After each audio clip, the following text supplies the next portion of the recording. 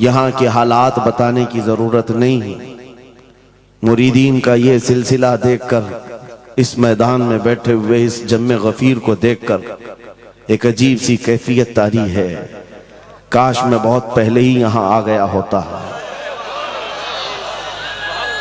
वजह यह है मेरे अजीजों, खंबात एक छोटे से कस्बे का नाम है या एक छोटे से गांव का नाम है, और जहां तक हमें सुनने में आया कि एक जंगल था, यहाँ पर कोई आबादी नहीं थी, लेकिन एक आले रसूल के कदम यहाँ पर आए हैं। गौसे पाक का साहबजादा यहाँ आराम कर रहा है, लेकिन उसकी खिदमत के लिए भी जिसको चुना गया वो भी आले गौस है, वो भी आले रसूल है। एक बात मैं आपको बताता हूं, बहुत सारे लोगों को ऐसा लगता है, मुझे स्टेज पर चढ़ते हुए देखते हैं, उतरते हुए देखते हैं, बस इतना ही जाहिर बहुतों को यूट्यूब पे दिखता है, तो बड़ा आसान लगता है कि यहाँ स्टेज पे चढ़ते हैं बड़ी इज्जतों के साथ, उतरते भी हैं बड़ी इज्जतों के साथ, लेकिन इस मिंबर पर आने तक के लिए जो हमारा सफर होता है वो कोई नहीं जानता। कभी कभार 25 घंटे, कभी कभार 36 घंटे का सफर। मैं ये मिसाल इसलिए दे रहा हूं, इस सजे हुए संवरे हुए माहौल को देखकर कुछ लोगों के दिमाग में ये बात आती है, हजरत रईस अशरफ साहब को पका पकाया हुआ हलवा मिल गया। ये जंगल को मंगल बनाने में कई साल बीत गए, हजारों साल नरगिस अपनी बेनूरी पे रोती रही, बड़ी मुश्किल से होता है चमन में दीदावर पैदा। आज बदगुमानी करने वालों की एक अलग कतार है। उन लोगों को ऐसा लगता है कि माहौल जम गया है और इनको पका पकाया हुआ मिला है। अरे नादानो, सफर करो, तुम्हें पता चलेगा 40 साल का सफर क्या होता है।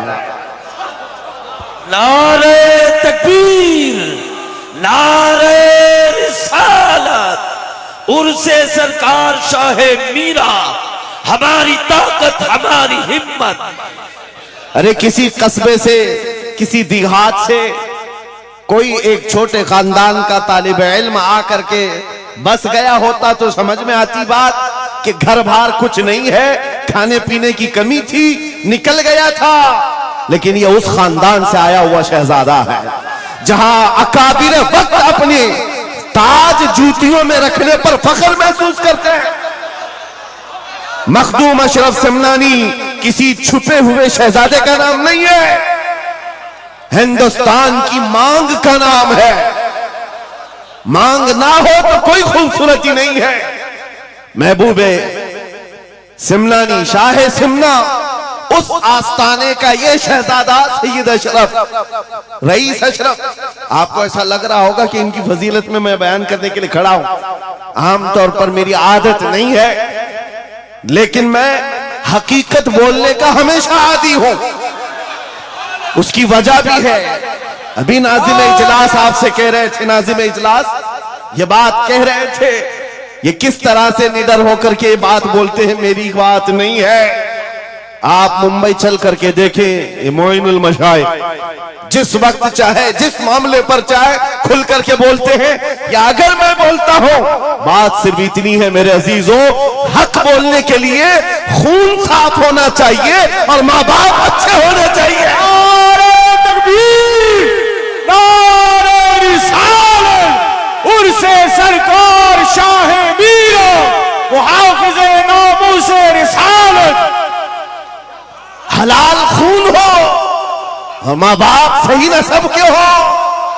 हक बोलने में डर किस बात का है, खौफ किस बात का है। मैं बात इसलिए कह रहा हूं, कोई अगर किसी देहात से, किसी जगह से निकल करके आया हुआ होता, हालात का मारा हुआ होता और आकर के किसी जंगल में कोई घर बनाने की कोशिश कर रहा होता, तो तुम ये कहते बांग्लादेश से आया है बेचारा, बर्मा से आया हुआ है बेचारा। ये उस आस्थाने से आया है जहां वक्त के बादशाह भी अपनी निस्बत पर फख्र करते हैं। शाहे सिमना का सैयद रईस अशरफ को क्या कमी थी? क्या माँ बाप कमजोर थे? क्या खानदान कमजोर था? क्या उनके पास नस्ब की कमी थी या दौलत की कमी थी?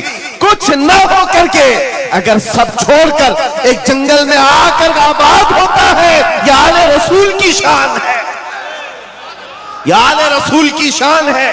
इसलिए मैं आपको बिला मुबालगा ये बात कह रहा हूं, मुझे फख्र है इस बात के लिए, क्योंकि मेरे बाप ने बचपन से हमें 3 चीजें सिखाई है जो रसूल पाक की हदीस है। मेरे आका ने फरमाया, अल्लिमू औलादकुम सलासा खिसाल, हुब्ब नबीयिकुम व हुब्ब अहली बैतिही व तिलावतल कुरआन। मेरे आका ने फरमाया, अपने बच्चों को 3 बातें सिखा करके जाना। नंबर 1, अपने नबी की मोहब्बत सिखाओ। नंबर 2, नबी की अहले बैत की मोहब्बत सिखाओ। और नंबर 3, कुरान पाक सिखा कर जाओ।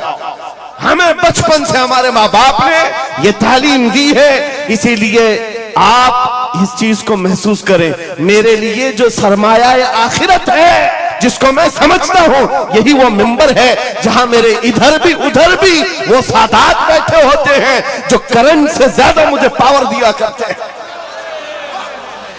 आज आपको क्या लगता है मेरे बाजुओं में जो ताकत नजर आती है, एक ही वजह है, मेरे बाप ने अहले बैत के कदमों में बैठना सिखाया है, उनका एहतराम सिखाया है। और मुझे इस बात पर नाज है, हजारों कोशिशें कर ली दुनिया ने मुझे झुकाने की, मुझे झुकने नहीं देता धर्म ज़हरा के बच्चों। नारे तकबीर, नारे तकबीर, नारे रिसालत, नारे हैदरी। अल्लामा मुफ्ती सलमान आसारी, अल्लामा मुफ्ती सलमान आसारी और से सरकार शाहे मीरा, लब्बैक लब्बैक लब्बैक या रसूल अल्लाह, लब्बैक लब्बैक या रसूल अल्लाह, लब्बैक लब्बैक लब्बैक या रसूल अल्लाह। मैं उन चीटरों से कहना चाहता हूं जो अपने जमात में बैठकर गद्दारी करते हो, अगर तुम्हें अहले बैत के चेहरों पर भी निफाक है, इनकी मोहब्बत में तुम्हारे अंदर बुग़्ज़ है, तो फिर अपनी आखिरत का सोचो, अपनी आखिरत का सोचो। किसके पास जाओगे, किसके पास जाओगे? आपको पता है उमर इब्ने खत्ताब व अमीरुल मोमिनीन, जिसके रौब से कैसर और किसरा कांपते थे, हजारों नहीं लाखों का लश्कर एक नाम से थर्राता था, लेकिन वही वक्त का खलीफा अमीरुल मोमिनीन उमर इब्ने खत्ताब जिस वक्त मिंबर पर खड़े होकर मस्जिद नबवी में खिताब कर रहा है, रसूलुल्लाह का बेटा, हम गरीबों का गमगुसार हुसैन आजम तशरीफ लाते हैं। मस्जिद में आकर मिंबर पर देखा और कहा, मेरे बाप के मिंबर से उतर जाओ, अपने बाप के मिंबर पर जाओ। ये किसने कहा? हजरत उमर ने नहीं कहा बच्चा कहां से आ गया। हुजूर के इंतकाल के बाद अहले बैत का सिलसिला खत्म हुआ, फौरन वक्त का खलीफा उतर आता है, अमीरुल मोमिनीन मिंबर से नीचे आ गए, घुटने जमीन पर रखा, घुटने जमीन पर रखा और कहा, शहजादे आपने बिल्कुल सच कहा, यह मिंबर आपके बाप का है, यह आपके नाना का है, मेरे बाप का कोई मिंबर नहीं। उमर के पास जो कुछ है वो आपके नाना का है, जो कुछ भी है वो आपके नाना का है। खाते हैं इनके घराने का, भोगते हैं इनके घराने पर। ये न मिजाज फारूकी है, न ये मिजाज सिद्दीकी है। आपको मैं बताऊं, फिर हजरत उमर ने क्या कहा, अगर शहजादे आप इजाजत दे दें तो मैं मिंबर पर चढ़ूं। उनके सामने बोलने की जसारत किसकी थी? लेकिन रसूलुल्लाह की आल हमारे लिए सरमाया आखिरत है। ये नबी पाक की आल की मोहब्बत ईमान की अलामत है। बेटा उमर फारूक रज़ी अल्लाह ताला अन्हु का है, आम नहीं है, वो भी सहाबी रसूल है, सहाबी रसूल हैं। बाहर किसी मामले में तकरार हो गई इमाम हुसैन के साथ, वो हजरत अली के बेटे, ये हजरत उमर के बेटे। आपको ऐसा लगता हो तो सुनो, हजरत उमर तो खिलाफत पर थे, हजरत अली नहीं थे उस वक्त। हो सकता है छोटी उम्र में कुछ बहस हो गई, बहस होने के बाद ये तकरार हुई, तो इमाम हुसैन ने अब्दुल्ला बिन उमर हजरत उमर के बेटे को सिर्फ इतना कहा, तुम मेरे से क्या बहस कर रहे हो? तुम्हारा बाप मेरे नाना का गुलाम है, तुम्हारा बाप मेरे नाना का गुलाम है। हजरत उमर के बेटे को यह बात लगी कि कैसे मुझे ये टॉन्ट, कैसे मुझे ये ताना। दौड़ करके आए हजरत उमर के पास, कहा बाबा आज अली के बेटे हुसैन ने क्या कहा पता है? कहा क्या कहा बेटा? कहा हमारी तकरार हो रही थी, इसमें उन्होंने बुला करके मुझसे ये कहा कि तू मुझसे किस बात पर लड़ता है, तेरा बाप तो मेरे नाना का गुलाम है। हजरत उमर ने कहा ऐसा कहा उन्होंने, ऐसा कहा? कहा सच कह रहा हूं बाबा, ऐसा ही कहा। कहा बुला ला हुसैन, बुला ला। तलब किया गया, इमाम हुसैन को बुलाया। बेटा हजरत उमर का, हो सकता है उस वक्त उनको ये ख्याल हो कि शायद जज्र तौबीक हो जाए, डांट डपट हो जाए। हजरत उमर आते हैं, कहते हैं ए हुसैन इब्ने अली, ये मेरा बेटा जो कह रहा है क्या ये बात सच है? क्या आपने इसको ऐसा कहा कि तेरा बाप मेरे नाना का गुलाम है? इमाम हुसैन ने कहा हाँ सच बोलता हूं, हाँ मैंने कहा। कहा कह के बताओ कैसे कहा, कह के बताओ कैसे कहा? कहा मैंने इनसे कहा तेरा बाप मेरे नाना का गुलाम। हजरत उमर ने कहा और एक बार कहो। फिर कहा और एक बार कहो। उसके बाद उमर इब्ने खत्ताब की आंखों से आंसू निकले। कहा अपने बेटे को क्या बेहतरीन तकरार करके आया है, ये हुसैन यहां गवाही दे रहे हैं, कल क़यामत के दिन ये इतना कह दे मेरी जिंदगी वसूल है।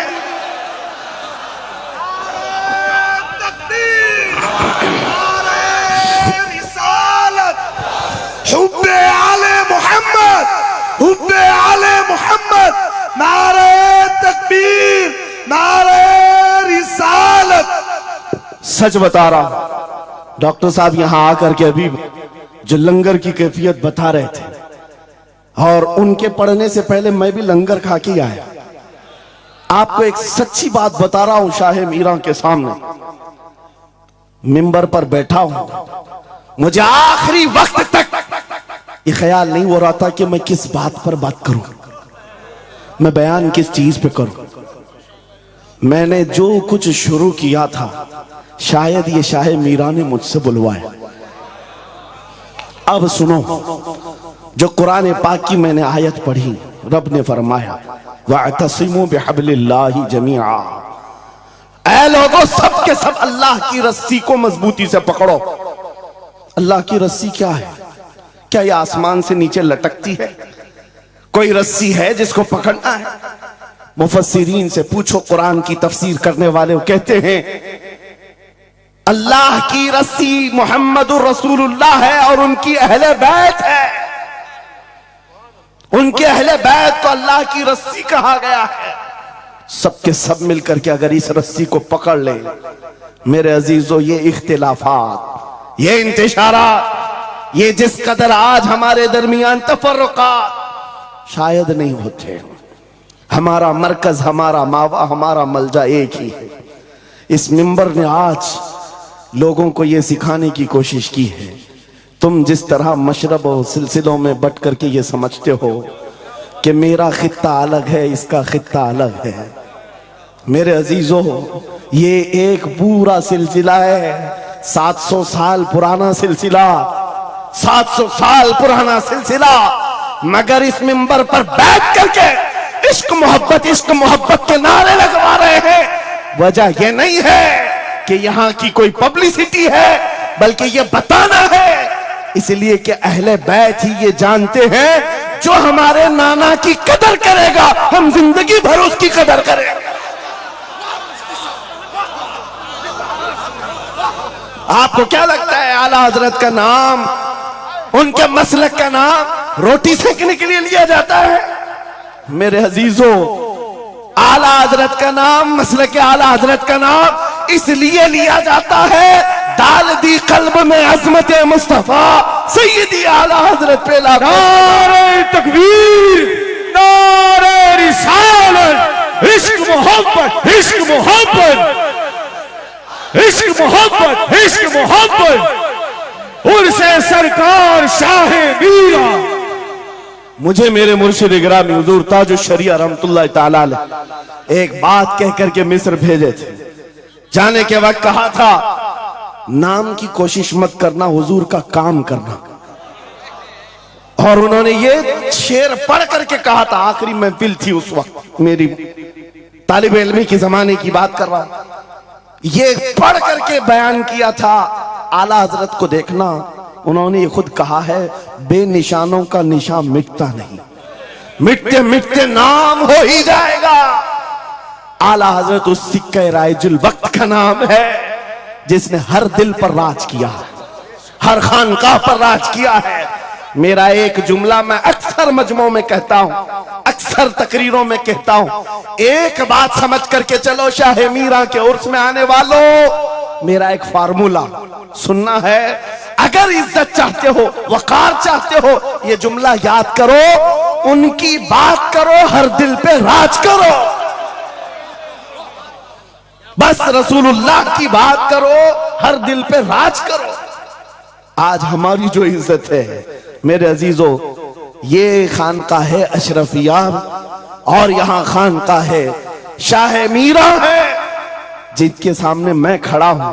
लेकिन आपको मैं बताऊं, मैं अपनी किस्मत पर फख्र करता हूं। यही वक्त होगा, कल की रात में माररा मुतहरा में मौजूद था, वहां सादात किराम के सामने अजीजा ने गिराम, ये अहले बैते अतहार के इन तमाम मिंबरों का सफर करते करते हमें एक पावर मिलता है, ताकत मिलती है। और आला हजरत का वो मिशन समझ में आता है कि आला हजरत ने रसूलुल्लाह के दरबार की नौकरी की थी। मेरे आका की दरबार की नौकरी का सदका अल्लाह ने उन्हें ऐसे अता किया है। मैंने मिस्र जाकर देखा है, अफ्रीका में देखा है, अमेरिका वगैरह हम गए नहीं, लेकिन जानते हैं जहां कहीं उर्दू बोलने वाला हो, बल्कि मैं तो अरबी दान लोगों को सुनाऊं। मिस्र की सरजमीन पर हर जुमा एक जगह मौलूद शरीफ हुआ करती थी, हम हिंदुस्तानी तलबा वहां जाते थे। मिस्र के रहने वाले उस्ताद हैं, जब महफिल मीलाद खत्म होती कहते हैं हिंदुस्तानी तलबा को, खड़े हो जाओ, वो पढ़ो मुस्तफा जाने रहमत पे लाखों सलाम, वो पढ़ो। हम पढ़ते थे मगन होकर। एक बार मैंने उनसे पूछा था कि हुजूर आपको समझ में आता है ये सलाम? ये तो उर्दू में लिखा हुआ है, उर्दू बोलने वाले ही पूरा नहीं समझ पाते, आप समझते हैं? कहते हैं समझने की जरूरत नहीं, इश्क की बोली हर जमाने में हर जगह एक ही होती है। इश्क में बोला हुआ वो कलाम है, अरबी हो कि हिंदी हो, दिल को समझ में आने लगती है। मैं ये बात कहने जा रहा हूं मेरे अजीजों, उस रस्सी को मजबूती से पकड़ो, इख्तिलाफात नजर नहीं आएंगे, बात खत्म हो जाएगी। आज से 2 साल कबल एक कुत्ता यहाँ पर हिंदुस्तान में भौंकता था, खिंजीर का बच्चा जब नबी पाक की शान में भौंकता था, इस फकीर ने उसे ललकारा था। मेरा नाम, मेरी इमेज लोगों के सामने है, मैं वाकया तफसील से नहीं बता रहा हूं, मैं अपनी बात आपके सामने ये रखना चाहता हूं। जिस वक्त उस खबीस मलऊन को पुकारा, आपको पता है हम तो एक छोटे से इलाके से उसको पुकारे थे, लेकिन निशाना सटीक जाकर लगा और उसके बाद कुत्ता बिलबिलाया भी, मैदान में आने की बार बार कोशिश करता रहा, लेकिन अब तक वजूद नहीं है। लेकिन उसके बाद मैंने देखा है, महीना, 2 महीना, 3 महीने गुजरे होंगे, हर मुल्क से, अफ्रीका से, ऑस्ट्रेलिया से, न्यूजीलैंड से, अमेरिका से, हर जगह से लोगों ने मुझे मैसेज भी किए, खुतूत अरसाल किए, वहां से रिसाले भेजे और दादो तहसीन के साथ दुआएं दी। लेकिन साथ एक बात मैं बता रहा हूं, उन जमातों के बड़े बड़े लोग जिनसे हमारा कोई रिश्ता ही नहीं है, उनके बड़े बड़े अमीरों ने भी लेटर पैड में लिख करके दिया, कहा मौलाना आप बरेलवी हैं, आपसे हमारा इख्तिलाफ है, लेकिन जिस नबी पाक की शान के लिए आप खड़े हैं, हम सब छोड़कर आपके साथ खड़े होने को तैयार हैं। हम आपके सामने आज ये बात कह रहे हैं, ऐ सुन्नियों, हम तो दूसरों को बुला भी नहीं रहे, हम तो तुम्हारे इत्तेहाद की बात कर रहे हैं। लेकिन इत्तेहाद का नुक्ता एक है, जब तक तुम एक एक छोटे खूंटे को पकड़े रहोगे, हर कोई तुम्हारे साथ उलझता रहेगा। उस अजीम दरख्त को पकड़ लो जिसकी जड़ें तहतुस्सरा में है, जिसकी शाखें औजे सुरैया पर है, और वो मोहम्मदुर रसूलुल्लाह की जात। उस नाम को मजबूती से पकड़ो जिसको इकबाल ने क्या बेहतरीन अंदाज में बताया, आबरूए मां जनाम मुस्तफास्त, हम सबकी इज्जत आबरू मुस्तफा के नाम से। अगर ये बात पर इत्तेफाक हो जाए, सारी चीजें भूल जाओगे, सारी चीजें भूल जाओगे। मेरे अजीजों, आज मुझे इस बात पर कोई भी आपत्ति नहीं, जरा बराबर भी झिझक नहीं। हो सकता है कुछ लोगों को ऐसा लग रहा हो कि डरे सहमे स्टेज पर आए होंगे, यहां पर बड़े बड़े खानकाह अशरफिया के सादात मौजूद हैं, उनसे हम ये बात खुल करके कहते हैं। मेरे अजीजों, हम डरे सहमे स्टेजों पर जाने वालों में से नहीं हैं। जहां जा रहे हैं खुल करके जाते हैं और ये बात देख करके जाते हैं, जहां मेरे नबी की अजमत बोली जाएगी वहां हम अपनी गर्दनें झुका कर जाएंगे। यहां पर मिशन आला हजरत को तरवीज दिया जा रहा है। आला हजरत का वही तो मिशन था। क्या मिशन था आला हजरत का, जो आपने अपनी जिंदगी भर दिया है? अपने दिल का है उन्हीं से आराम, सौंप है उन्हीं को सब काम। लौ लगी है कि उस दर के गुलाम चारे दर्द रजा करते हैं। आला हज़रत फाजिल बरेलवी का वो मिशन यहां से दिया जा रहा है। मैं यहां से एक मजबूत मैसेज देना चाहता हूं। हमारे सारे सिलसिले ये हमारी अजमत के लिए, हमारी जीनत के लिए, लेकिन सारे सिलसिलों की इंतहा मदीना तैयबा है। सारे सिलसिलों की इंतहा मदीना तैयबा है।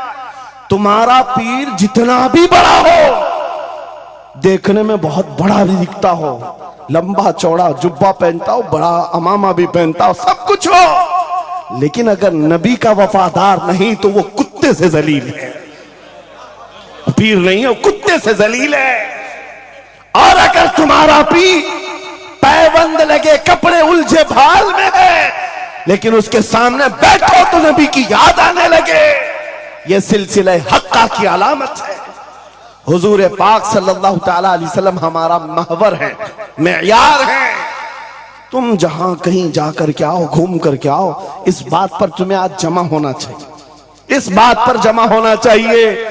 हुजूर पाक सल्लल्लाहु अलैहि वसल्लम की अजमत बोलो, हर दिल पर राज करो। आज सदियां बीत गई, एक कलाम सबको याद है। अभी मैं आपको बताऊं, 2 साल पहले किस कुत्ते ने क्या भौंका हुजूर की शान में, लोग भूल गए। हो सकता है, और भूलना भी चाहिए, याद रखने की चीज ही नहीं। आपको तो थोड़ा बहुत याद होगा, दिल्ली से भौंकता था, कोई लखनऊ से भौंकता था, नबी की शान में गुस्ताखी करता था। ये तो तुम्हारे जमाने की बात कह रहा हूं, 2 साल में भूल गए।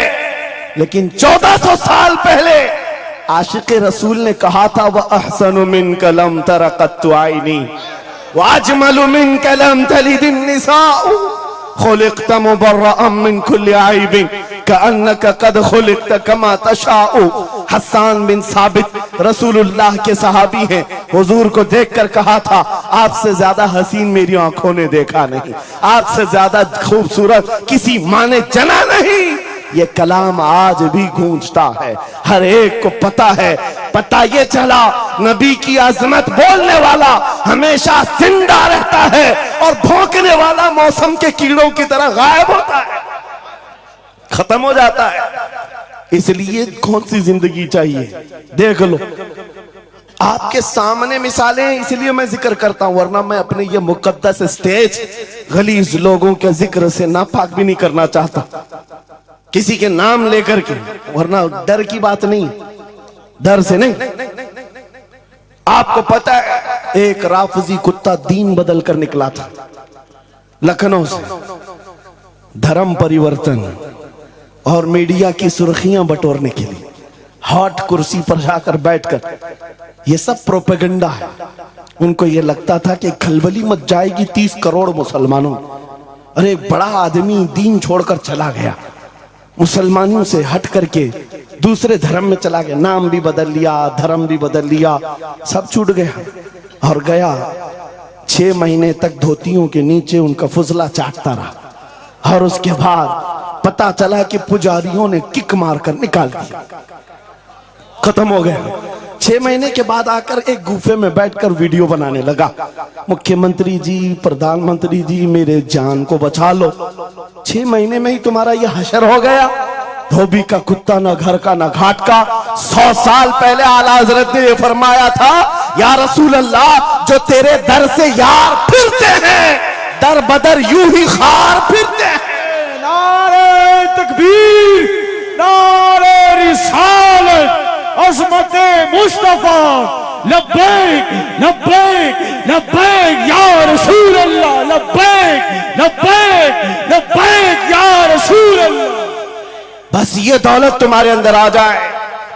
जब मिंबरों के करीब हो जाओ, जब कभी मसाजिद या खानकाहों के करीब हो जाओ, औलिया कामिलीन का अदब अपनी जगह पर, वो असल नहीं है। असल वो रसूलुल्लाह की जात। मौलाना रोम फरमाते हैं, मौलाना जलालुद्दीन रूमी औलिया के बारे में कहते हैं कि कुछ लोग ये समझ बैठते हैं कि औलिया हमारे पीराने इज़ाम, मेरे अजीजों, ये जरिया है नबी तक पहुंचाने का। और अगर कोई पीर तुमको रसूलुल्लाह तक नहीं पहुंचा रहा है तो फिर वो 2 नंबर वाला है। वो हुजूर की अजमत नहीं बताता, हुजूर तक नहीं ले जाता, वो 2 नंबर का है, झूठा है। मौलाना रोम फरमाते हैं, शीशे पर कभी दिन के वक्त सूरज की रोशनी पड़ती है और शीशे को तुम जिधर घुमाओ सामने भी रोशनी पड़ती। बचपन में हम करते थे, छोटा सा शीशा लेते, सूरज को दिखाते और उस पर रोशनी आती है, जिधर भी करो इधर उधर रोशनी जाती रहती है। मौलाना जलालुद्दीन फरमाते हैं, वो जो जमीन पर इधर उधर रोशनी घूम रही है वो शीशे की रोशनी नहीं है, धोखा मत खाना, ये सूरज की रोशनी है। सूरज की रोशनी शीशे पर पड़ी और ये शीशा जिधर घूमा उधर रोशनी। इसलिए याद रखना, पूरी जमीन पर जितने औलिया कामिलीन हैं ये शीशे के मानिंद हैं। इनके दिलों पर जो रोशनी पड़ती है वो मदीना तैयबा गुंबद खजरा से आती है और ये फिर जिस तरफ जाते हैं उस तरफ रोशनियां होती हैं। लेकिन साथ में तुम्हें ये याद रखना कि ये रोशनियां असल नहीं, इनके कल्ब पर जो रोशनी पड़ रही है वो गुंबद खजरा से आ रही है। बस वो असल चीज को मजबूती से पकड़ो। कुरान यही कहता है, वातसिमू बिहब्लिल्लाहि जमीआ, अल्लाह की रस्सी को मजबूती से पकड़ लो। आबरूए माज़ना में मुस्तफास, उनके जो हम गुलाम थे, खल्क के पेशवा रहे, उनसे फिरे जहां फिरा फिराई कमी वखार में। सबब कुछ और है जिसे तू खुद समझता है, जवाल बंदे मोमिन का बेजरी से नहीं। इकबाल ने कितने अच्छे अंदाज में ये मैसेज दिया था। आपको एक बात मैं बताऊं, पेट में दर्द हो रहा है और आपको पता है, किसी को भी अल्लाह ना करे कैंसर है, लेकिन फिर भी वो छुपाते हुए ये कह रहा नहीं गैस हुआ है, हाँ एसिडिटी हुई है, चूरन खाए घूम रहा है।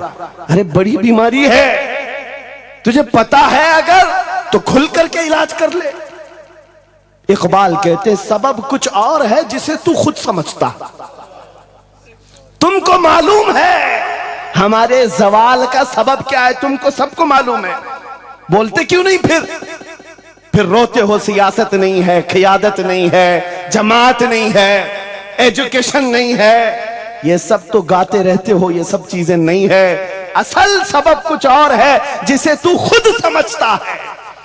बहुत बारीक बात पर इकबाल ने निशाना रखा, जवाल बंदे मोमिन का बेजरी से नहीं।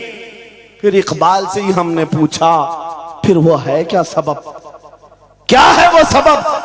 इकबाल ने कहा, उनके जो हम गुलाम थे, खल्क के पेशवा रहे। वाह, यही है जिससे तू दूर हुआ और फिर आज जलील हुआ। सबब कुछ और है जिसे तू खुद समझता है। आ जाओ नौजवानों, उस सबब को हम हल करते हैं। 10 साल के करीब यूरोप की गलियां छान मारते हुए इकबाल वापस अपने वतन आया। वहां के यूरोपियन को देखा, उनके साइंस, उनके रियाजी, उनके फिजिक्स, उनके ज्योग्राफी, सब चीजों को देखा। और कहता है मैं तो ढूंढ रहा था मेरी कौम की इज्जत कहां है, मेरी कौम की बुलंदी कहां है। 10 साल के बाद जब वापस आया, लोगों ने पूछा क्या मिला अपनी कौम की इज्जत का राज। इकबाल ने कहा मैं बहुत गौर से देखता रहा और फिर इस नतीजे पर पहुंचा, मेरी कौम के उरूज और इर्तिका बुलंदी का एक ही राज है कि मोहम्मद से वफा तूने तो हम तेरे हैं, ये जहां चीज है क्या लौह कलम तेरे। ये उस वक्त इकबाल ने कहा था। और फिर मेरे अजीजों, इस बात को आज मैं दोहरा रहा हूं। एक बात अभी भी मैं नाउम्मीद नहीं हूं, सुन्नियों की ये कसरत, और जब आप तुम्हारे जोशो जज्बे, ये नात खानी जो है ये कोई हमारे यहाँ एक फॉर्मेलिटी नहीं है, इन नातों से तुम्हारे दिलों को इतना गर्म किया जाता है आपको खुद अंदाजा नहीं होता। सुभान अल्लाह। आपको अंदाजा नहीं है, हुजूर की याद में तड़पना, दिल का धड़कना सिखाया जाता है। और इन मजमों के रंग को देख करके मैं नाउम्मीद नहीं हूं, अभी इसमें रमक बाकी है, रमक बाकी है। अभी मैं कहता हूं अशहदु अन्ना मुहम्मद रसूलुल्लाह सल्लल्लाहु अलैहि वसल्लम। इधर बैठे हुए भी, सामने वाले भी अंगूठा चूम रहे हैं।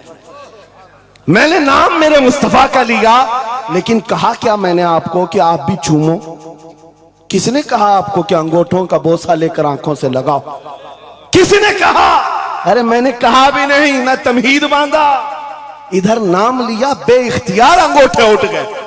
वाह, बेइख्तियार लबों को छूम लिया तुमने, लबों से अंगूठों को चूम कर आंखों से लगाया।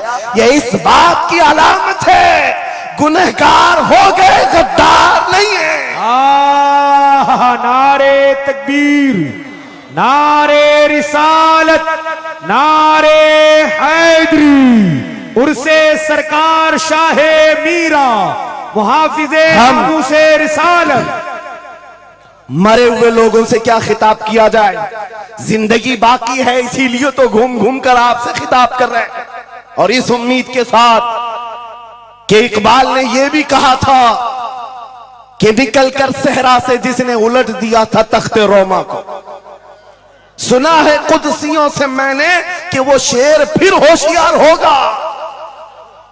इकबाल की बात सुनो, कह रहा है पहले जमाने में सहरा से निकले थे सहाबा, पैरों में चप्पल नहीं थे, पैबंद लगे कपड़े, तलवारें टूटी हुई, लेकिन जब निकले थे तो रोमन एम्पायर को भी धूल चटा दिया था, पर्शियन एम्पायर को भी परखचे उड़ा दिए थे, 2 सुपर पावर ताकतों को नाकों तले छने छपवा दिए। ये तारीख में मौजूद है, मिटाने से नहीं मिटेगा। इकबाल ये कहता है ये जो हालात हुए थे, ये देखकर मुझे अंदाजा है वो दिन आएगा मोहम्मद अरबी का शेर फिर होशियार होगा। हम वो होशियार करना चाहते हैं। ये नहीं कि मैं कहता कि हम हैं, ये हैं, वो हैं। खुदा किसी भी दिन, किसी भी जमात में, किसी भी इलाके में एक दिन सलाहुद्दीन को जरूर पैदा करेगा और फिर वो आएगा, इनकलाब लाएगा। हम नाउम्मीद नहीं है खुदा की रहमत से, बार बार आपको जगा रहे हैं। और जब तक ये दौलत मोहब्बत मुस्तफा मौजूद है, मेरा ये यकीन है कि हमें हजारों ताकतें मिलकर के मिटा नहीं सकेंगी, नहीं मिटा सकेंगे। ये दौलत लासवाल तुम्हारे पास मौजूद है। आप नहीं देखते आज हालात बड़े खराब हैं। डॉक्टर साहब हमारे मेहमान हैं, लेकिन आपको पता है यहां के हालात, इनके ही पड़ोसी, बल्कि इनकी बिरादरी के लोग जो नात खां हैं, मशहूर नात खां हैं, हमसे पूछ रहे थे कि मौलाना आप जो है कुफार और मुशरिकीन के नरगे में हैं और वहां पर आप इस तरह से बोलते हैं, कैसे बोलते हैं? मैंने उस वक्त बगदाद मुकद्दसा में उनसे अर्ज किया था, क्यों दबे जिस पे हिमायत का हो पंजा तेरा, क्यों दबे जिस पे हिमायत का हो पंजा तेरा, शेर को खतरे में लाता नहीं कुत्ता तेरा।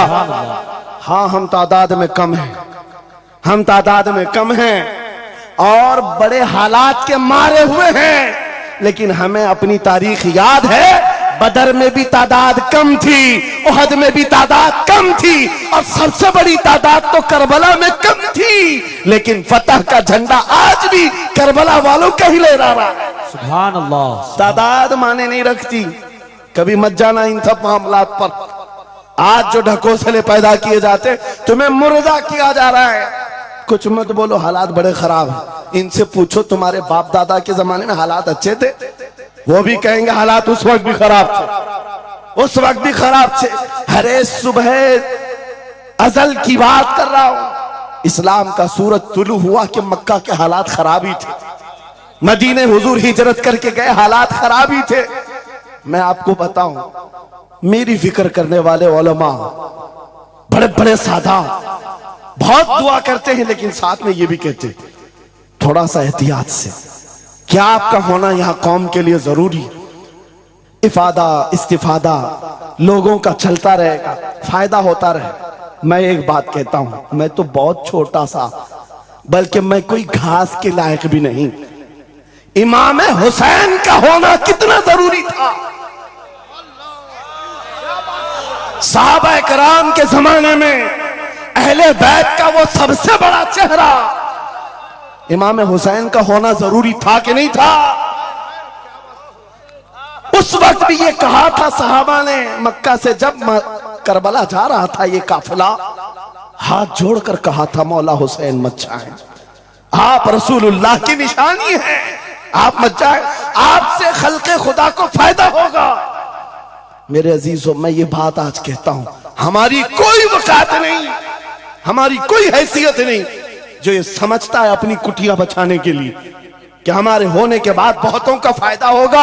अरे इमाम हुसैन के होने से कितना फायदा होता, मगर उस हुसैन आजम ने ये नहीं देखा, बल्कि निकल करके उस मैदान में निहत्थे बच्चों के साथ चले आए थे और गर्दन भी कटा दी। ये समरा आज तक देखने को मिलता है। इस्लाम जिंदा होता है हर करबला के बाद। सुभान अल्लाह। इमाम हुसैन ने अजीम उस रुखसत पर नहीं अमल किया था, अजीमत का रास्ता इख्तियार किया, चले आए। उस वक्त भी सहाबा ने उनसे कहा था आपका होना बहुत जरूरी है, लेकिन इमाम हुसैन की नजर में यह बात थी रह लेंगे चंद साल, लेकिन लोगों के दिलों में जो नर्वसपन होगा, शरीयत की धज्जियां उड़ती हुई देख करके बड़े बड़े लोग खामोश हैं, तो आइंदा आने वाली नस्लें भी इसी तरह कंप्रोमाइज करती हुई चली जाएंगी। मेरे अजीजों, मैं आज खुल करके बताता हूं, मेरी पुष्ट पनाही करने के लिए बड़े बड़े उलमा मौजूद है, एक भी हुकूमत का कुत्ता नहीं है और ना ही जरूरत है। जब कभी पहली मर्तबा मैं तन्हा खड़ा था मुंबई की सरजमीन पर, हुजूर मोइनुल मशाइख मेरे साथ, उस वक्त भी साथ थे, आज तक है। और ये भी बात बताऊं, आपका मैं मुफ्ती होऊंगा लेकिन इनका बाबू, ये हमेशा एक ही बात, ये सारी चीजें मेरे साथ हैं, लेकिन फिर भी मैं खुल करके आपके साथ ये कहता हूं, बच्चे मेरे भी हैं, बीवी खानदान मेरा भी है, लेकिन एक चीज सताती है आज कि अगर आज आप सबकी बातें सुन करके हम भी कहें थोड़ा जी लेंगे, हम भी 10 साल 12 साल 14 साल जो जिंदगी मिल जाए जी लेंगे, क्योंकि इनको ना बोलेंगे तो छोड़ देंगे, आसानी से रहने देंगे। लेकिन एक नुकसान हम देख रहे हैं, कल को आने वाली नस्लें पूछेंगी, कल को आने वाली नस्लें पूछेंगी, जब नबी की शान में कुत्ते भौंकते थे हमारे बाप दादा रोटियां सेका करते थे, उनके दिलों में कौन सा ईमान होगा, उनके दिलों में कैसी बुज़दिली आ जाएगी। लेकिन मेरे अजीजों, ज्यादा से ज्यादा क्या होगा, मौत तो सबकी लिखी हुई है, मेरी भी है आपकी भी है, किसी दिन बिस्तर पर पांव रगड़ कर मर जाएंगे। लेकिन हम ये सोचते हैं जब मरना मुकद्दर है ही, यूं भी तो किसी दिन दुनिया से जाना है, नबी पाक का नाम बुलंद करके जाएंगे, नस्लें इस बात के लिए सीना चौड़ा करके कहेंगी, नहीं सारे अगर कुत्ते भौंक रहे थे, मेरा बाप मेरा दादा नबी की शान में अज़मत रिसालत के दिफा के लिए तन्हा खड़ा था या उलमा में से कोई खड़ा था, उनके फख्र के लिए इतनी बात काफी है। और उनके ईमान की हिफाजत के लिए इतनी बात काफी है। सुभान अल्लाह, सुभान अल्लाह।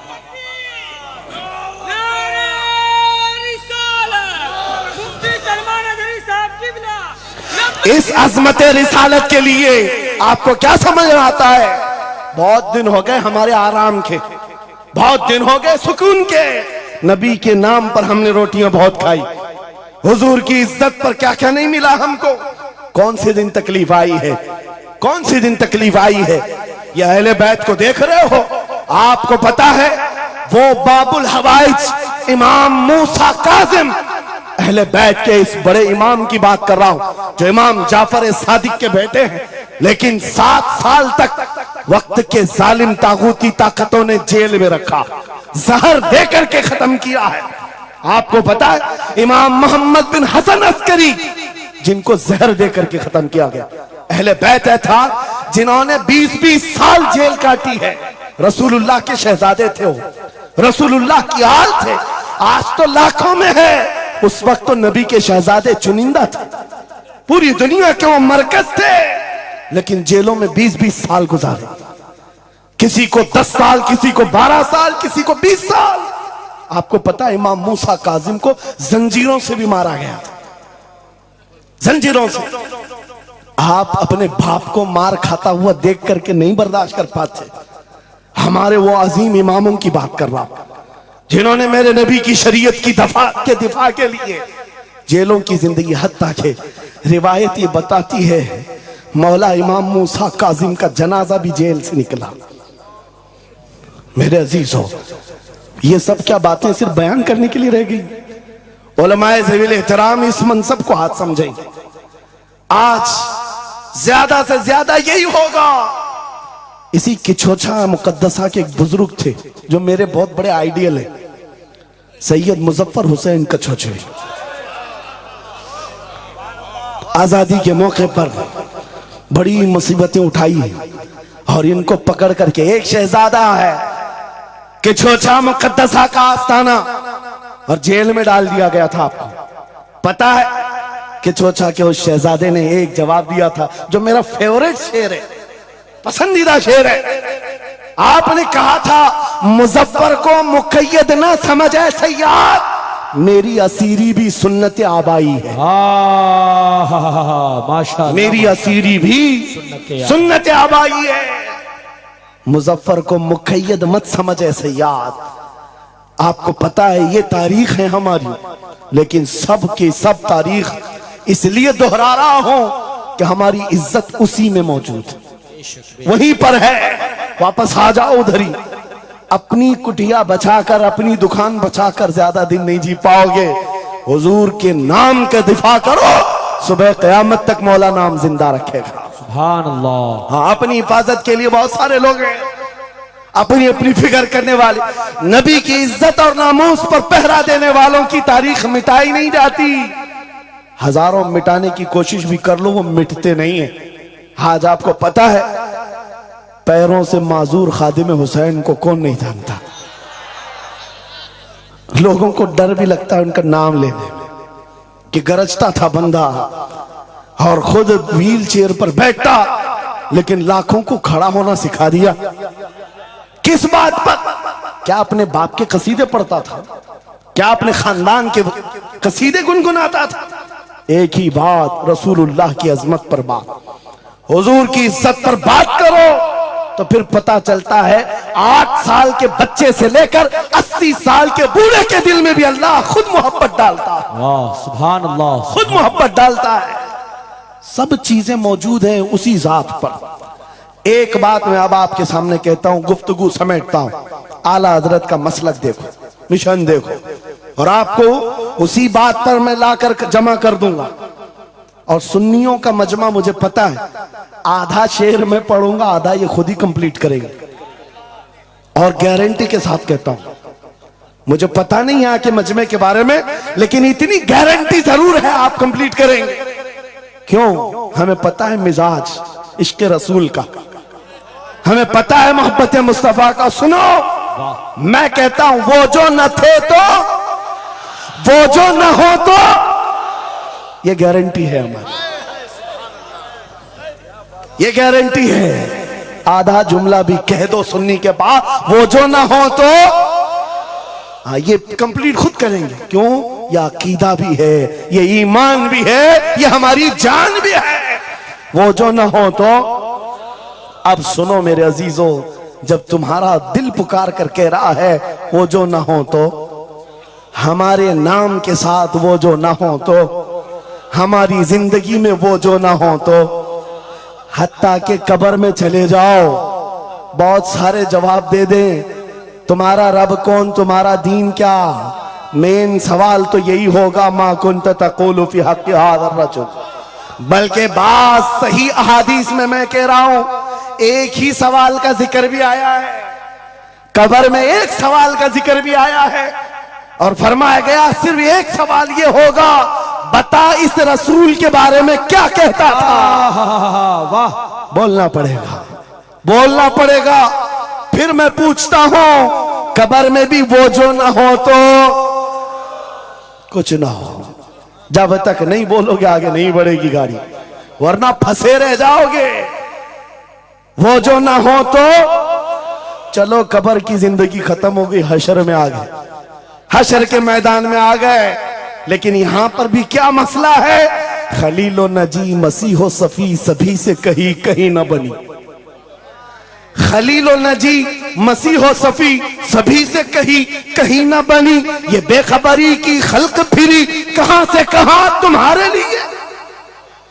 वहां पर भी सबके पास फिर करके आती है कौम उसी मोहम्मद रसूलुल्लाह के पास आए। और शफाअत शुरू कहां से हुई?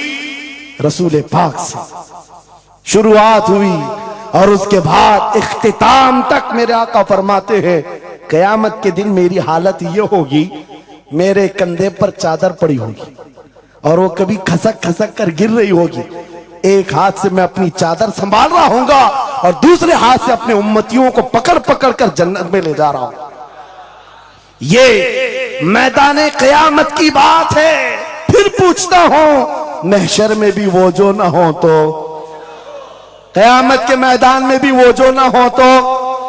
अरे तुम्हारी अजान कंप्लीट होती है, अजान में भी वो जो ना हो तो, नमाज में भी जब तक सलाम नहीं भेजोगे, नमाज में भी वो जो ना हो तो, कहीं पर भी बच नहीं सकते। इसीलिए आला हजरत ने कहा था, बखुदा खुदा का यही है डर, नहीं और कोई मफर मकर, जो वहां से हो यही आके हो, जो यहां नहीं तो वहां नहीं। जब तुम्हें समझ में आ गया वो जो ना हो तो कुछ ना हो, वो जो ना हो तो, वो जो ना हो तो, जब तुम्हारा यकीन है। अब सुनो बरेली का इमाम क्या कहता है, ऐ सुन्नी जवान आज ले उनकी पनाह, आज मदद मांग उनसे, आज ले उनकी पनाह, आज मदद मांग उनसे। कल न मानेंगे कयामत में अगर मान गया, आज आना है तुम्हें वहीं पर। मेरी गुफ्तगू का खुलासा यही है, मेरी गुफ्तगू का लुब्बे लुबाब यही है।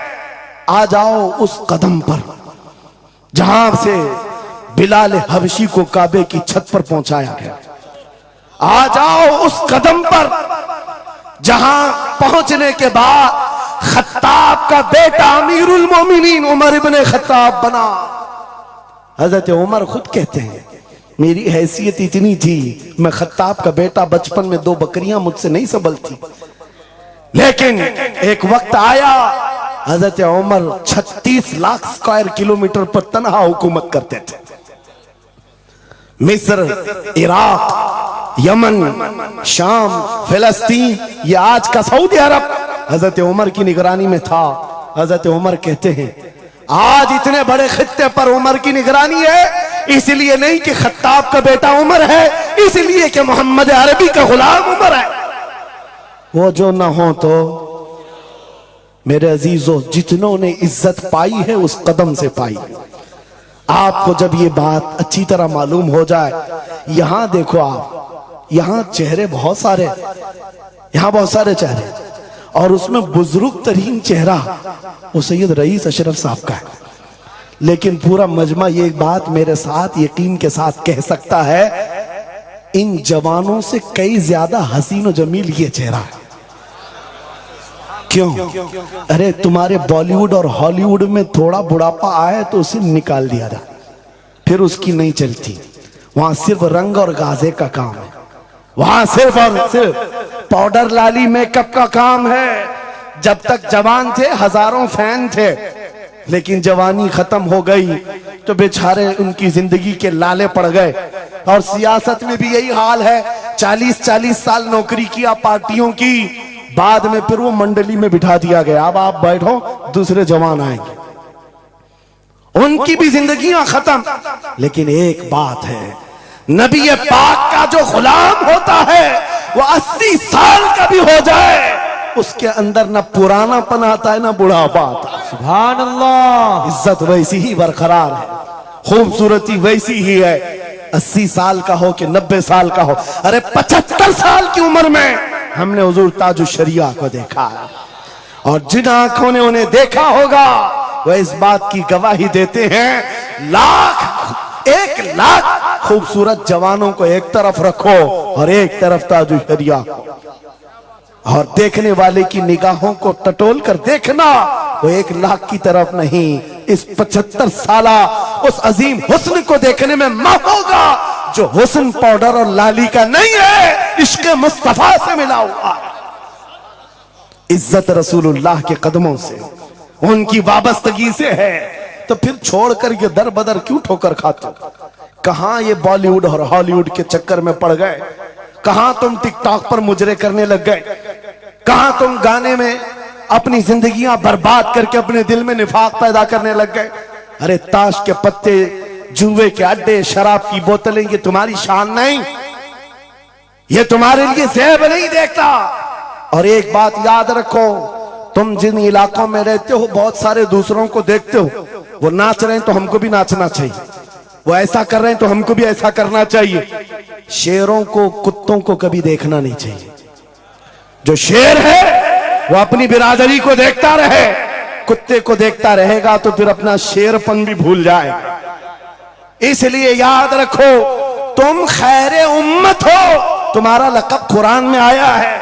तुम नचनियों को मत देखो, शराबियों को मत देखो, जुआरियों को मत देखो, वो गाने पे कैसे थिरकते हैं, वो कैसे नाचते हैं, ये तुम्हारा मतलब नहीं है। तुमको अगर देखना है, खालिद बिन वलीद को देखो, सलाहुद्दीन अय्यूबी को देखो, शिहाबुद्दीन गौरी को देखो, औरंगजेब को बार बार देखो, बार बार देखो। इसलिए कि उन अजीम हस्तियों को देखने वाला ये समझ में आ जाएगा उसे, ये सारी इज्जतें जो है उन नौजवानों ने जो हासिल की, वो सलाहुद्दीन अय्यूबी हो कि खालिद इब्ने वलीद हो कि शिहाबुद्दीन गौरी हो कि औरंगजेब हो कि शहीद टीपू सुल्तान हो, ये सब की इज्जतें मुस्तफा के नाम से, हुजूर के नाम से हैं। आपको पता है खालिद बिन वलीद 125 जंगें लड़े, 125 में से एक भी शिकस्त नहीं खाई अपनी जिंदगी में। उनकी तलवार का वजन 35 किलो का है और ढाल का वजन 40 किलो का है, और उनके पूरे जिस्म में एक बालिश्त जगह भी बाकी नहीं जहां जख्म न लगा। जंगे मौता में एक ही जंग में 9 तलवारें टूटी, पीछे कदम कभी नहीं हटा। एक जंग में ऐसा हुआ था कि 2 काफिर सर पर आ गए थे और अमामा गिर गया था, गर्दन पर तलवार थी, कट जाती, तलवार की तरफ नहीं देखा, अमामा उठाने के लिए चल पड़े, उठा लिया, फिर सर पर रखा, उन काफिरों की तलवारें नीचे रह गई। हैरत में पूछा कि ये शहसवार है इस्लाम का, सिपह सालार है, और ऐसी बड़ी गलती छोटा सिपाही भी नहीं कर सकता। जब तलवार गर्दन पर हो तो ये टोपी और अमामा उठाएगा। सामने के पहलवानों ने पूछा, ऐसी बड़ी गलती हमने छोटे फौजी से भी नहीं देखा, तुम तो सिपह सालार हो, ऐसी गलती कैसे कर सकते हो? खालिद बिन वलीद का जवाब, यही मेरा मकसद है। फरमाया, तुम क्या समझते हो खालिद बिन वलीद अपने बाजुओं की ताकत से लड़ता है? हरगिज नहीं। इस अमामे में मेरे रसूल पाक के 3 मुंह मुबारक हैं। माशाअल्लाह। मेरा यकीन है जब तक ये सर पर होते हैं मुझे ताकत देते हैं। नारे तकबीर, नारे रिसालत, अजमते सहाबा, अजीजा ने गिरामी वक़ार, बस आ जाओ इस नुक्ते पर। जिंदगी पूरी टटोल कर देखना, हर बड़े किरदार की तुम्हें एक ही उन्सर नजर आएगा, जिसने नबी पाक पर जितना अपनी फिदाइयत का इजहार किया, मौला ने उसको उतना ही बुलंद किया, उतना बुलंद किया। अरे बीमारी के आलम में लकवा, फालिज, ये बहुत अजीब खतरनाक बीमारी, हाथ भी नहीं उठता, पैर भी नहीं उठता, इलाज भी नहीं होता। लेकिन ऐसी बीमारी में भी अस्कंदरिया की सरजमीन से शरफुद्दीन बूसीरी ने पुकारा था, मुहम्मदुन सय्यिदुल कौनैनि वस्सक़लैन वल फरीक़ैनि मिन अरब व मिन अजमी, मौलाया सल्लि व सल्लिम दाइमन अबदा अला हबीबिका खैरिल खल्क़ि कुल्लिहिम। 170 अशार लिखकर अपने नबी की बारगाह में अपनी मोहब्बत का इजहार किया था। जानते हो, नबी आए भी और अपना हाथ फेर करके लकवा और फालिज से सही भी किया और चादर भी इनायत किया। लेकिन जिस वजह से मैं ये बात कर रहा हूं, आज पूरी दुनिया में घुमाओ, अफ्रीकी हो कि अमरीकी हो कि हिंदी हो कि पाकिस्तानी हो, लेकिन एक कसीदा सबको याद है, मौलाया सल्ली व सल्लिम दाइमन अबदा अला हबीबिका खैरिल खल्क़ि कुल्लिहिम। मैंने बहुत तहकीक करके देखा, शरफुद्दीन बूसीरी का ये कसीदा अक्सर को समझ में नहीं आता, लेकिन गुनगुनाता हर कोई है, पढ़ता हर कोई है। पता ये चला कमाल बूसीरी का नहीं है, जो नबी की अजमत बोलता है मौला उसे सलामत रखता है, सुभान अल्लाह, जिंदा रखता है। आला हजरत जिंदगी भर मेरे नबी का नाम लेते रहे, आज मजमों में उनका नारा है। हमारे मजमे उनके नारे के बगैर कंप्लीट भी नहीं होते। हम में से कौन देखा हुआ है आला हजरत? कोई नहीं देखा हुआ है, लेकिन हुजूर के इश्क की बुनियाद पर हर जगह ये चर्चा है। इसीलिए मेरे अजीजों, आओ खिराज अकीदत पेश करते हैं उस बारगाहे मुस्तफा में, और इस बात का अज़्म करके चलेंगे, ये तमाम इख्तिलाफात हटा दो, खत्म कर दो, एक चीज पर जमा हो जाते हैं, जो चीज रसूलुल्लाह ने सहाबा में डाली थी। हजरत बिलाल हबशी को सुना है? जानते हैं ना? हबशी थे, काले थे, चौड़े होंठ वाले, चौड़ी नाक वाले जो हबशी होते हैं उनको हबशी कहा जाता है। हजरत बिलाल हबशी थे और एक साहबी हजरत अबू जर, इन दोनों के दरमियान झगड़ा हो गया, छोटा सा झगड़ा। झगड़े के दरमियान हजरत अबू जर ने सिर्फ इतना कहा, या उम्मत सौदा, या इब्न उम्मत सौदा, ऐ काली मां के बेटे। हजरत बिलाल को इतना कहा, काली मां के बेटे। हजरत बिलाल को यह बात लग गई और दिल में ये बात रखा और हुजूर की बारगाह में आकर कहा, या रसूल अल्लाह, दिल दुखता है। कहा क्यों? अबू जर ने आज कहा, ऐ काली मां के बेटे। हुजूर जलाल में आए, मस्जिद में आए, मिंबर पर आए, कहा बुलाओ अबू जर। आए और हुजूर पाक सल्लल्लाहु अलैहि वसल्लम ने डायरेक्ट जो फरमाया, हदीस के अल्फाज हैं, अफीकल जाहिलिया, क्या अभी भी तुम्हारे अंदर जमाने जहालत की बुराइयां हैं? 3 बार कहा और उसके बाद हुजूर गजबनाक होकर जैसे ही अंदर गए, हजरत अबू जर तड़पने लग गए, बेकरारी। दौड़ करके आए, हजरत बिलाल का हाथ पकड़ा, कहां है बिलाल? हजरत बिलाल मिल गए तो हाथ पकड़ करके ले आए। मैं किस लिए कह रहा हूं, कान खोल के सुन। छोटी छोटी बातों पर मशाइख से उलझ जाते हो, बड़े बड़ों को आज बदतमीजी के साथ बात करते हो। साहबा में हुजूर ने जो मोहब्बत डाली थी किस बुनियाद पर? हजरत बिलाल का हाथ पकड़कर हजरत अबू जर ले आए मस्जिद में, कहा बिलाल, गलती हो गई, मैंने तुमको इब्न उम्मी सौदा कहा, काली मां का बेटा कहा। हजरत बिलाल कहते वो बात हो गई, खत्म हो गई। कहा नहीं, खत्म नहीं हुई, मेरे नबी नाराज हैं, आका नाराज हैं। फिर क्या किया? हजरत बिलाल ने कहा मैंने माफ कर दी। हजरत अबू जर कहते ऐसे नहीं, ऐसे नहीं। हजरत अबू जर नीचे जमीन पर सो गए। कहा बिलाल, तुम अपना ये काला पांव, इसका तलवा मेरे चेहरे पर रगड़ो, चेहरे पर रगड़ो, ताकि मुझे एहसास हो कि मैंने किससे उलझा है, किससे उलझा है। अपने आप को नीचे लिटा दिया, कहा बिलाल अपना पांव मेरे चेहरे पर रखो। एहसास जब हो जाए नबी के गुलामों, हजरत बिलाल कंधे पकड़कर उठाते हैं कि हाँ अबू जर क्या कर रहे हो, मेरा पांव तुम्हारे चेहरे पर, अल्लाह कभी ना करे, आओ सीने से सीना मिलाओ, मैं जिसका गुलाम हूं उसके तुम भी गुलाम हो। सुभान अल्लाह। यह उनकी इज्जतें थी, एक ही महवर था वो नबी पाक की इज्जत, एक ही मरकज था। काश वो चीज अगर आज आ जाए, ये सब भूल जाएंगे इख्तिलाफात। असल बात ये जिहालत इतनी भरी हुई है, ये छोटे छोटे तबकों में बट करके पता नहीं किसको किसको कोसते रह जाते हैं। अरे जिसको बोलना हो उसको बोलने से पहले इतना तो सोचो, नबी की बात करता है, हुजूर का गुलाम है, आशिक रसूल है। लेकिन एक बात, तुम खराबियां छोटी सी भी पा लेते हो तो चर्चा करते हो, इतना चर्चा करते हो। क्या ये फरिश्ते हैं? हर एक से गलतियां हैं, हर एक की गलतियां हैं। जितना चर्चा एक गलती को लेकर करते हो, कसम खुदा की बताओ, अपने दिल पर हाथ रखकर उसकी एक अच्छाई मिले तो क्या इतना चर्चा करते हो? क्यों नहीं करते?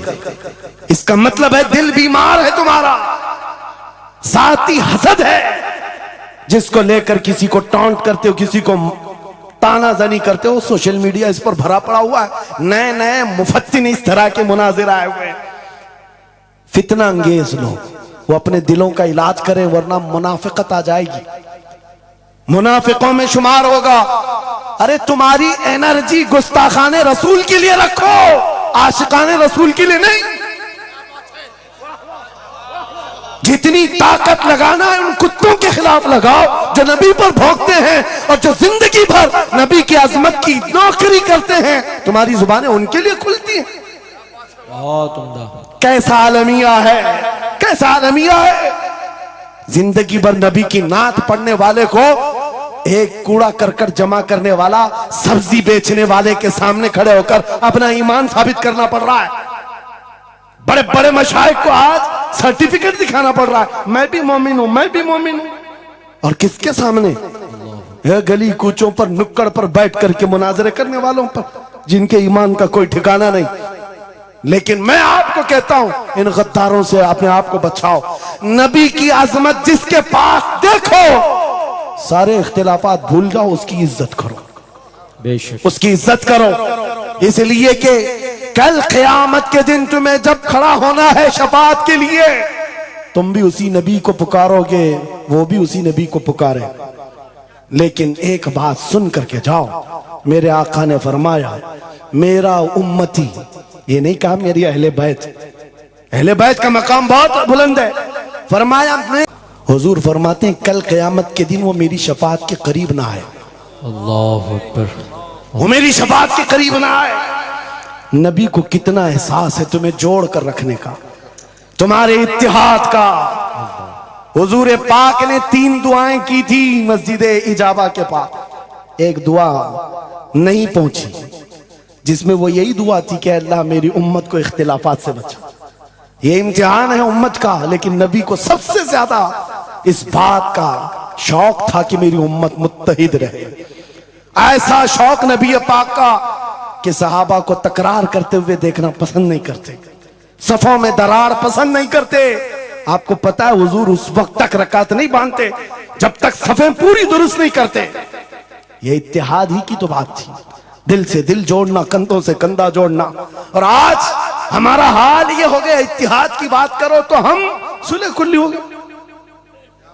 मैं तो अहले सुन्नत व जमात आशिकाने मुस्तफा की बात कर रहा हूं। अरे छोड़ो उन खबीसों को, अपना इत्तेहाद तो कर लो, बहुत उम्दा। अपना इत्तेहाद कर लो। तुम्हारा हर बुजुर्ग पर इत्तेहाद है, गौस पाक तुम्हारे, गरीब नवाज तुम्हारे, मखदूम सिमना तुम्हारे, महबूब इलाही तुम्हारे, लेकिन इनके सब मानने वाले सब अलग। क्यों? ये सारे औलिया का मिशन एक ही है, अजमत रसालत, वाह, अजमत नामूस है रिसालत। जब सबका मिशन एक है तो फिर अपने दिल का इलाज करने की जरूरत है। आज बस दिल का इलाज करो। कहीं ऐसा तो नहीं कि शैतान हमें लायानी बातों में मुलविस कर रखा है। तुम्हारा पूरा का पूरा सर घुमा कर रख दिया गया है। जिन चीजों में तुम्हें अपनी एनर्जी खर्च करनी थी, शैतान कहीं और लगा दिया। इसीलिए कुत्ते खुल करके मैदान में आने लग गए। उनको पता है जिस दिन ये मोहम्मद अरबी के शेर जमा होने लग जाएं तो फिर इनका जीना हराम कर रखेंगे। तुम्हें हजारों इख्तिलाफात में डाल रखा है और बाज़ाब्ता इसकी प्लानिंग होती है। इस हलके को अलग हर एक में एक फित्तीन भेजा जाता है जो उसके मुर्शिदों को ये गाली दे, इधर का एक उनके मुर्शिदों को गाली दे, और फिर ये अंगार भड़काए रखे, ये उलझते रहें उलझते रहें उलझते रहें और कुफ्फार और मुशरिकीन अपने नापाक मंसूबों से इस्लाम को गालियां दें, कुरान को गालियां दें, रब को गालियां दें, नबी को गालियां दें। आज ये आलमिया है या नहीं? तुम पीर के खिलाफ बात सुन करके भड़क जाते हो और नबी के खिलाफ बात सुनकर खामोश बैठते हो। अल्लाह अकबर। कैसा आलमिया आ गया? अगर तुम इस तरह की टुकड़ियों में घेर दिए गए, महसूर हो गए, तो समझ लो कि बर्बादी बहुत करीब है, बहुत करीब है। बगदाद में ये हो चुका है, गरनाता में ये हो चुका है। उलमा को लड़ाया गया था, अलग अलग जमातें बनाई गई थी, बाज़ाब्ता उसमें शिया सुन्नी अलग अलग तबकात बनाए गए, क्योंकि एक बुजुर्ग ने कहा था अपने बेटे को, लकड़ियों का एक गट्ठा दिया बंधा हुआ, बेटे से कहा बेटा इसको खोलना नहीं, तोड़ देना। तोड़ने की कोशिश किया, उसका घुटना फूट गया। उसके बाद वो आया कई घंटों के बाद, कहा बाबा टूटता नहीं। कहा खोल दे रस्सी। रस्सी खोला, गट्ठा था लकड़ियों का। कहा अब तोड़। एक एक को तोड़ा, आधे घंटे में टूट गए। बुजुर्ग ने कहा बेटा मैं ये उम्मते मुस्तफा की मिसाल देना चाहता, अगर ये रस्सी में मजबूत बंधे हो, बड़ी सी बड़ी ताकत इनको तोड़ने आए अपना खुद बर्बाद कर जाएगी, लेकिन अगर तुम खुल गए तो चंद दिनों में कस्तों में सफाया होगा। मुत्तहिद रहोगे तो कहलाओगे मोमिन व गाजी, मुंतशिर होगे तो कस्तों में सफाया होगा। मेरा मैसेज यही है, वातसिमू बिहब्लिल्लाहि जमीआ, अल्लाह की रस्सी को मजबूती से थाम लो, और अल्लाह की रस्सी एक ही है। कितनी अजीब बात है, वो दूसरों के लिए फर्क करना मुश्किल हो जाता है। उनका हवाओं का खुदा अलग है, पानी का अलग है, मट्टी का अलग है, मरने का अलग है, पैदा होने का अलग है। अरे तुम्हारा सब मिलाकर एक ही है, एक ही है। एक खुदा है जिसके सामने तुम्हें झुकना है। और फिर नबी पाक जो सारे नबियों का सरदार, एक रसूल की मोहब्बत तुम्हारे दिल में बिठाने के लिए कही, एक रसूल की मोहब्बत। अगर इस पर हम कामिल हो गए, मेरे अजीजों, कुरान कहता ला तहीनु वला तहज़नु अंतुमुल आलौ व अंतुमुल आलौन, तुम सबसे बुलंद होगे अगर नबी के गुलाम हो जाओ, अगर नबी के गुलाम हो जाओ। सब मेरी बातों का खुलासा एक ही है। आओ बारगाह मुस्तफा में यह अहद करते हैं और अपनी जिंदगी का मकसद समझ करके आखिर मैं इस बात पर खत्म करता हूं। यह सूफिया का एक मसलक है, मैं इजाजत लेकर कह रहा हूं, 2 जुमले। एक सूफिया के मसलक में मुराकबा होता है। मुराकबा, मुहासबा, मुकाशफा, अलग अलग चीजें हैं। वो मंजिलें तय कराते हैं। औलिया कराम के सामने जाओ, तस्बीहात अलग हैं, नमाजें अलग हैं, मुजाहिदे अलग हैं, लेकिन उसमें एक चीज है मुराकबा। मुराकबा किसको कहते हैं मैं आपको बताता हूं। गर्दन झुकाकर खामोश बैठ जाना, पढ़ना उड़ना कुछ नहीं, खामोश बैठना है, यह मुराकबा है। खामोश बैठना। हजरत जुनैद बगदादी से पूछा गया, अरे खामोश बैठे तो बंदा खामोश तो नहीं रहेगा, सोचेगा, दिमाग तो चलता ही रहेगा कुछ ना कुछ। क्या सोचे? कुछ तो सोचें आती है, खामोश बैठता है बंदा तो सोचता है। हजरत जुनैद बगदादी ने कहा हाँ, मुराकबा मतलब है पढ़ना तो नहीं है, सोचना तो है। कहा क्या सोचना है? कहा बस एक ही बात बार बार सोचना, मैं क्यों पैदा किया गया, मैं क्यों बनाया गया, क्यों पैदा किया गया, बस इतना ही सोचना। इस मुराकबे पर हर वली अमल करता रहा। और बताओ मैं आपको, जब किसी का मुराकबा मुकम्मल हो जाए, तुम भी करके देखना, आज के बाद जाओ बैठ करके 1 घंटा ना सही, आधा घंटा नहीं, 10 मिनट आंखें बंद करके सोचो, मुझे क्यों बनाया गया, मुझे क्यों पैदा किया गया, इस जगह क्यों रखा गया। और जब यह मुराकबा कंप्लीट होता है, एक मंजिल पर बंदा पहुंच जाता है, उसका ज़मीर जवाब देने लगता है कि तू क्यों पैदा हुआ था, उसका दिल खुद ही बोलेगा क्यों पैदा हुआ था। और मिसाल बताऊं जिसका मुराकबा कंप्लीट हुआ। एक मिसाल में मुर्शिद गिरामी हुजूर ताजुश शरिया की बात करता हूं। जब उनका मुराकबा मुकम्मल हुआ होगा तब दिल जवाब दिया है जिंदगी ये नहीं किसी के लिए, जिंदगी है नबी की, नबी के लिए। अरे ना समझ मरते हैं जिंदगी के लिए, जीना मरना है सब कुछ नबी के लिए। सुभान अल्लाह। मुराकबा कंप्लीट हो जाए ये जवाब आता है, ये जवाब आता हमारी जिंदगी किसके लिए है, नबी के लिए है। और उनके दादा आला हजरत इमाम अहले सुन्नत फाजिल बरेलवी ये सोचते रहे मैं क्यों बनाया गया, मैं क्यों बनाया गया। और जब दिल जवाब देने लगा तो अशार की जुबान में कह पड़े दहन में जुबान तुम्हारे लिए, बदन में है जान तुम्हारे लिए, हम आए यहाँ तुम्हारे लिए, उठे भी वहां तुम्हारे। और सिर्फ हम ही नहीं हैं रसूल के लिए, जमीन व जमा तुम्हारे लिए, मकीन व मका तुम्हारे लिए, चुनी न चुना और बने दो जहां तुम्हारे लिए। जब सब नबी के लिए है तो आ जाओ, अर्ज करते हैं उस दरबार में मैं मुजरिम हूं आका मुझे साथ ले लो कि रास्ते में है जा बजा थाने वाले, चमक तुझसे पाते हैं सब पाने वाले। मेरा दिल भी चमका दे, मेरा दिल भी चमका दे, मेरा दिल भी चमका दे।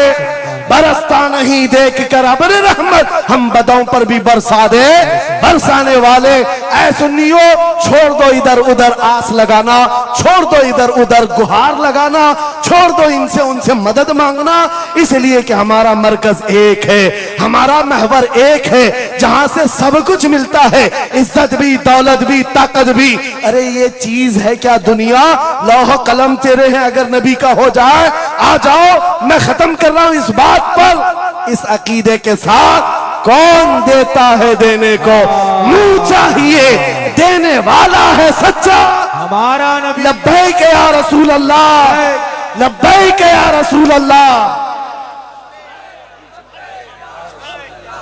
सुभान अल्लाह।